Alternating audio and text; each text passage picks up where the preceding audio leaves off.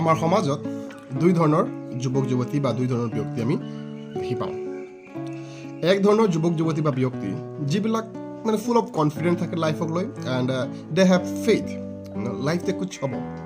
De know' that they born to be success and to win.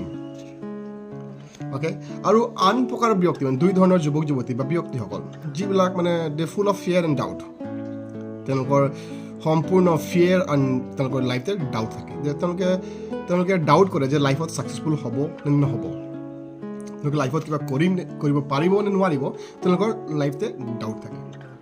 সেইকাৰণে যেতিয়া opportunity আহে, যেতিয়া তেওঁলোকৰ লাইফতে সুযোগ আহে, তেনেহ'লে তেওঁলোকে কয় যে কি হ'ব যেতিয়া মই ফেইল হৈ যাওঁ, হোৱাট ইফ আই ফেইল।